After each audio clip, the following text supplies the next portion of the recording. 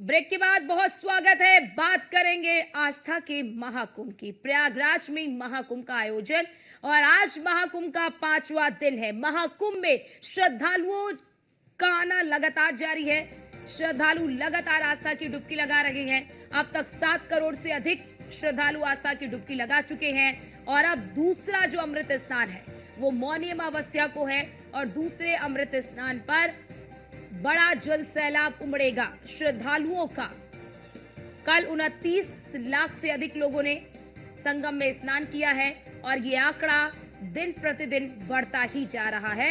अब आप सोचिए, दर्शकों सोचिए कि 45 करोड़ का आंकड़ा रखा गया है, लेकिन जिस तरह से हर दिन एक नया आंकड़ा सामने आ रहा है, हर दिन रिकॉर्ड टूट रहा है यहां पर श्रद्धालुओं के आने का। तो बता चले आज छठा दिन है महाकुंभ का, आज छठा दिन है और देखिए छठे दिन भी महाकुंभ की जो अलौकिकता है उससे श्रद्धालु आकर्षित हो रहे हैं। बड़ी बात इस महाकुंभ की समझिए, ये महाकुंभ अध्यात्म का विषय तो है, आस्था का विषय तो है, लेकिन अब ये महाकुंभ अध्ययन का विषय बन गया है। इस महाकुंभ में इतने बड़े पैमाने पर लोग पहुंच रहे हैं कि अब बड़े बड़े जो संस्थान है, चाहे वो हार्वर्ड यूनिवर्सिटी हो, जापान की क्योटो यूनिवर्सिटी हो, हर कोई इस पर अध्ययन कर रहा है कि आखिरकार इस महाकुंभ की विशेषता क्या है, कैसे इतने बड़े क्राउड को एक क्षेत्र में कैसे मैनेज किया जा रहा है। जल आपूर्ति हो, बिजली आपूर्ति हो, तमाम व्यवस्थाएं कैसे इतनी सुगम है। सोचिए कि इस व्यवस्था को बनाए रखने के लिए लगातार मुख्यमंत्री योगी आदित्यनाथ पैनी नजर बनाए हुए हैं और अब सोचिए इन्हीं तैयारियों का अब अध्ययन किया जाएगा कि आस्था के इस महाकुंभ में इतने बड़े पैमाने पर आखिरकार व्यवस्थाएं कैसे होती हैं। बड़े बड़े संस्थान, बड़े बड़े जो आईआईटी संस्थान है वो अब इस पर अध्ययन कर रहे हैं, बड़े बड़े जो विशेषज्ञ हैं वो इस पर अध्ययन कर रहे हैं कि ये है महाकुंभ की विशेषता। और इसीलिए इस महाकुंभ में आप देखेंगे कि देश के अलग अलग कोनों से नहीं बल्कि विदेशों के अलग अलग कोनों से लोग पहुंच रहे हैं, श्रद्धालु पहुंच रहे हैं। विदेशी पर्यटक यहां पर पहुंचकर अभिभूत महसूस कर रहे हैं। उन्हें ऐसा लग रहा है कि वो जन्नत में आ गए हैं, वो स्वर्ग की धरती पर आ गए हैं, स्वर्ग में जीते जी वो स्वर्ग के दर्शन कर रहे हैं, यहाँ की आध्यात्मिकता में लीन हो रहे हैं, यहाँ की आस्था में लीन हो रहे हैं और श्रद्धालुओं को भी एक अलग एहसास हो रहा है, श्रद्धालुओं को भी एक अलग अनुभव हो रहा है इस महाकुंभ में आकर। और सोचिए इस अलग एहसास को देने के लिए, श्रद्धालुओं को एक अलग अनुभव कराने के लिए इस पूरी जिम्मेदारी को अपने कंधों पर उठा रखा है मुख्यमंत्री योगी आदित्यनाथ ने। इसीलिए देश में नहीं बल्कि दुनिया में भी योगी मोदी की जय जयकार हो रही है और उनकी तारीफ हो रही है। मुख्यमंत्री योगी आदित्यनाथ की तारीफ हो रही है कि इतने बड़े क्राउड को कैसे वो मैनेज कर रहे हैं, सुरक्षा कैसे उन्होंने चाक चौबंद कर रखी है, व्यवस्थाएं कैसे चाक चौबंद कर रखी है कि कहीं पर भी कोई एक अव्यवस्था की तस्वीर आप नहीं देखेंगे।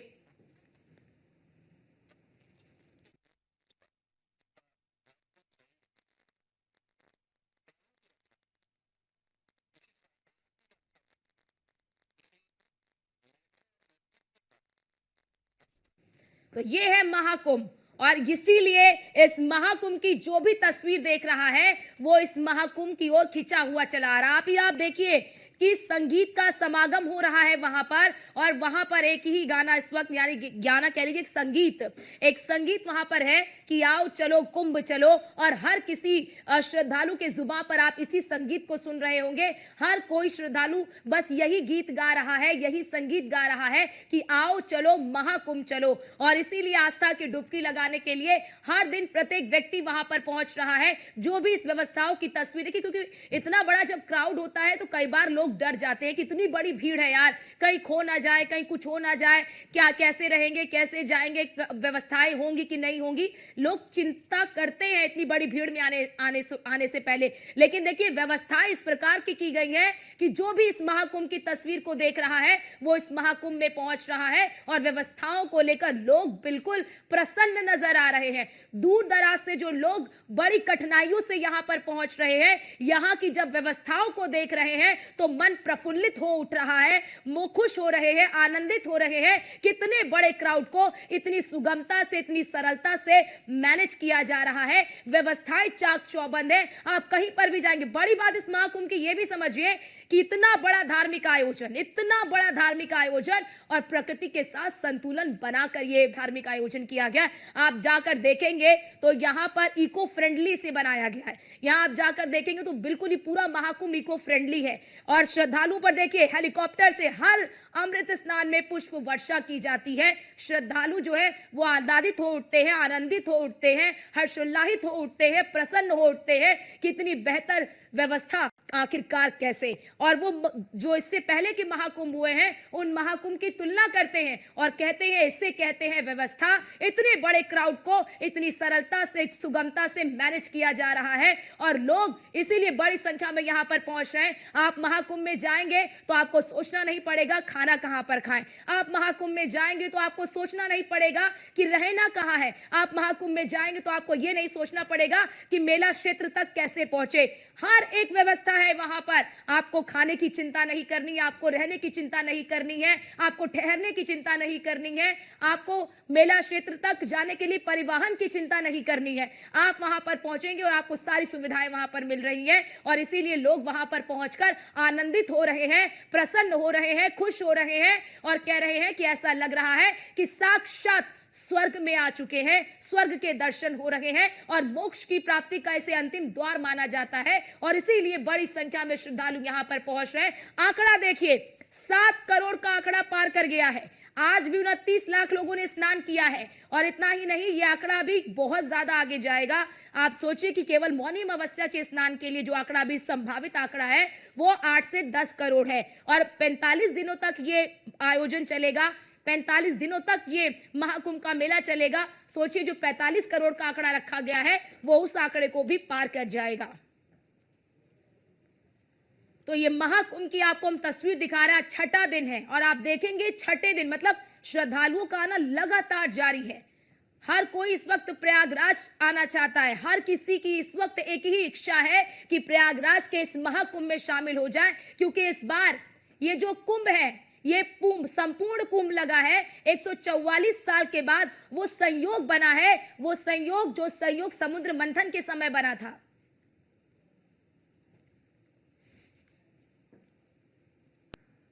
और हमारे साथ हमारे संवाददाता अतुल शर्मा हमारे साथ प्रयागराज के मेला क्षेत्र से जुड़ चुके हैं, आपको हर एक तस्वीर दिखाने के लिए और हर एक जानकारी देने के लिए। अतुल, आज दिन भर की क्या गतिविधियां रहने वाली हैं?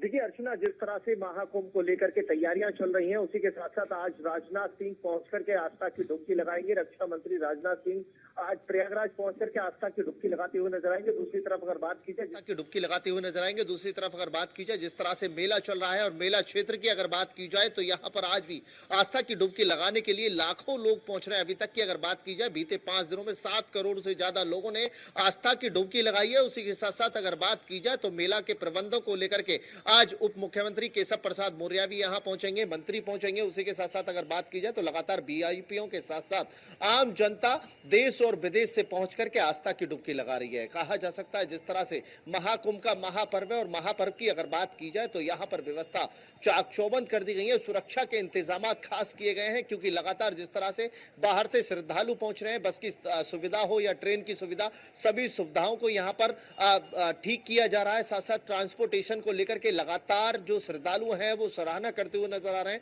मुख्यमंत्री का धन्यवाद करते हुए नजर आ रहे हैं। मैं एक बार अपने सभी दर्शकों के लिए वो दृश्य दिखाना चाहता हूं जो न्यूज़ 1 इंडिया सबसे पहले अपने दर्शकों को दिखा रहा है। देखिए, ये मेला क्षेत्र है और मेला क्षेत्र की अगर बात की जाए तो चारों तरफ भारी भीड़ इकट्ठा है, भीड़ का सैलाब यहां देखने को मिल रहा है। चारों तरफ आस्था का केंद्र इस वक्त प्रयाग संगम बना हुआ है। आस्था के केंद्र में आस्था की डुबकी लगाने के लिए, अमृत स्नान करने के लिए यहां पर लोग पहुंच रहे हैं। कुंभ की अगर बात की जाए, देखिए ये महाकुंभ है, 144 साल बाद ये योग बना है। 12वां ये पूर्ण महाकुंभ है, जिसको लेकर के अगर 12वां ये कुंभ है जिसको लेकर के महाकुंभ कहा गया है। और महाकुंभ की अगर बात की जाए तो समुद्र मंथन के समय जिस तरह से देव और दानवों के बीच यहां पर संघर्ष चल रहा था, उस संघर्ष में अमृत की 4 बूंदें 4 जगहों पर गिरी थी। प्रयागराज है, उज्जैन है और उसी के साथ साथ नासिक है, हरिद्वार है। तो पूर्ण कुंभ की अगर बात की जाए तो ये 12वां वो पूर्ण कुंभ है जिसको लेकर के 144 साल से इंतजार रहता है। 144 साल जिस चीज का इंतजार रहता रहता है, उसके बाद कहीं ना कहीं कहा जा सकता है कि आस्था की डुबकी लगाने के लिए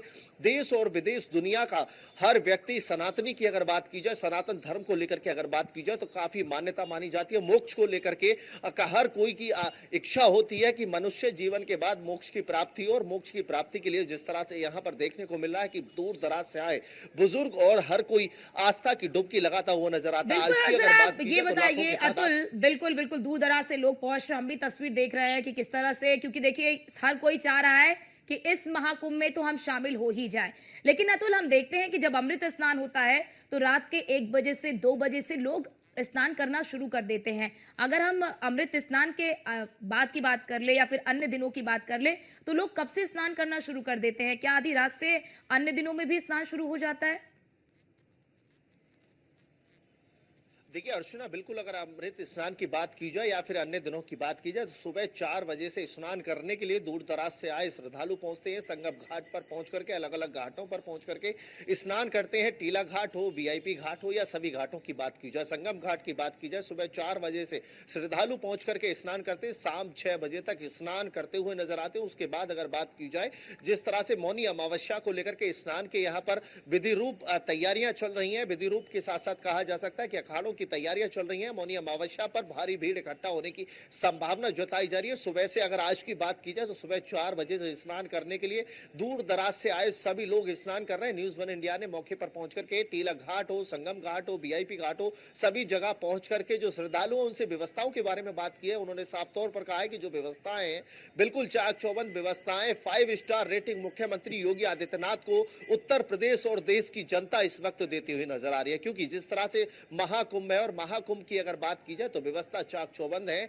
जो लगातार ट्रांसपोर्टेशन को लेकर के बात हो या फिर अन्य व्यवस्थाओं को लेकर के बात हो, और कुंभों को लेकर के जिस तरह से साधु संत भड़कते हुए नजर आ रहे थे कि पूर्व के कुंभों में जिस तरह से बैठने को लेकर के, रहने की व्यवस्था पर सवाल खड़े हुआ करते थे, लेकिन इस कुंभ की बात की जाए, आधुनिक कुंभ है, डिजिटल कुंभ है, और डिजिटल कुंभ को लेकर के जो व्यवस्था है एकदम खास व्यवस्था की गई है। और लगातार मुख्यमंत्री का आभार और धन्यवाद करते हुए हर व्यक्ति, हर श्रद्धालु नजर आ रहा है।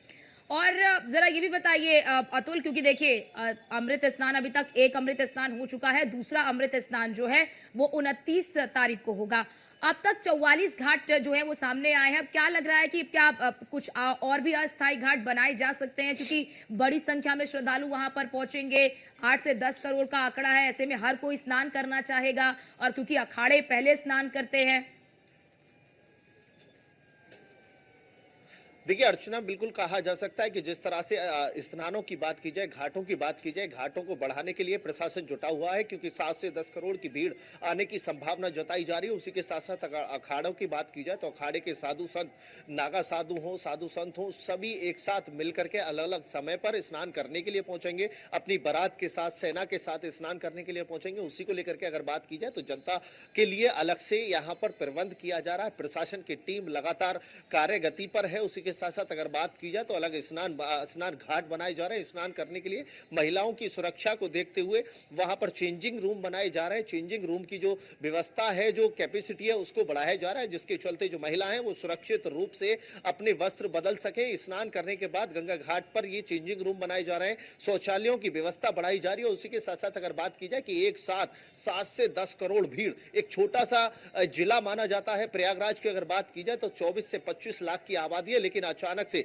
जिस तरह से यहां पर भीड़ का सैलाब देखने को मिलता है, सैलाब के लिए पहले से ही प्रशासन की तरफ से प्रबंध किया जा रहा है। मुख्यमंत्री से लेकर के अगर बात की जाए तो जिले के मुखिया यानी डीजीपी की अगर बात की जाए, एसीएस होम की बात की जाए तो सभी पहुंच करके, मौके पर पहुंच करके लगातार जो मौनी अमावस्या है उसके स्नान से पहले व्यवस्थाओं के बारे में जानकारी जुटा रहे हैं, निरीक्षण करते हुए नजर आ रहे हैं। कहा जा सकता है कि महाकुंभ की महापर्व पर जिस तरह से आसपास के क्षेत्र से हर रोज लाखों की तादाद में शिव भक्त और यानी श्रद्धालु पहुंच करके आस्था की डुबकी लगा रहे हैं। आस्था पर विश्वास रखने वाले, देखिए सत्य ही सनातन है और सनातन का शिव से शुरू होता है और शिव पर ही अंत होता है। तो कहा जा सकता है कि जिस तरह से यहाँ पर जो श्रद्धालु हैं शिव के जयकारे लगाते हुए, गंगा मैया की जय बोलते हुए, आस्था की डुबकी लगाते हुए नजर आते हैं। और कहीं ना कहीं कहा जा सकता है कि वीआईपी लगातार आस्था की डुबकी लगाने के लिए संगम घाट पहुंच रहे हैं। आज बिल्कुल बिल्कुल। और अतुल, इस आस्था की डुबकी महाकुंभ में आने वाला कोई भी व्यक्ति वीआईपी नहीं होता। हर व्यक्ति जो है वो एक तरह से कह लीजिए श्रद्धालु ही है। हर कोई श्रद्धा के भाव से यहाँ पर पहुंच रहा है।